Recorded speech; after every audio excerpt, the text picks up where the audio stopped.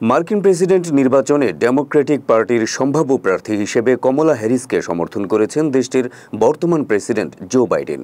কিন্তু এই কমলা হ্যারিসকেই তীব্রভাবে আক্রমণ করলেন সাবেক মার্কিন প্রেসিডেন্ট ও রিপাবলিকান পার্টির প্রার্থী ডোনাল্ড ট্রাম্প। বুধবার ট্রাম্প তার প্রথম নির্বাচনী সমাবেশে কমলাকে উগ্র বামপন্থী পাগল বলে মন্তব্য করেছেন। যুক্তরাষ্ট্রের নর্থ ক্যারোলাইনায় আয়োজিত এই সমাবেশে ট্রাম্প তার সম্ভাব্য নতুন নির্বাচনের প্রতিপক্ষ বর্তমান মার্কিন ভাইস প্রেসিডেন্ট কমলাকে উদ্দেশ্য করে বলেন, তিনি একজন উগ্র বাম পাগল, যিনি কখনো নির্বাচিত হলে আমাদের দেশকে ধ্বংস করে দেবেন। আমরা তা হতে দেব না। আগামী নির্বাচনে জো বাইডেনের প্রতিদ্বন্দ্বিতা থেকে সরে দাঁড়ানোর ঘোষণা দেওয়ার পরই ডেমোক্রেটিক পার্টি থেকে কমলা হ্যারিসের প্রতি সমর্থন জানানো হয়। আর কমলার প্রার্থিতার বিষয়টি সামনে আসার পরই কমলাকে আক্রমণ করে কথা বলতে শুরু করেন ট্রাম্প। কমলা হ্যারিস হলেন প্রথম কৃষ্ণাঙ্গ নারী এবং প্রথম এশিয়ান আমেরিকান যিনি মার্কিন ভাইস প্রেসিডেন্টের দায়িত্ব পালন করছেন। আর আসছে নভেম্বরের নির্বাচনে জয়ী হলে তিনি হবেন প্রথম নারী মার্কিন প্রেসিডেন্ট।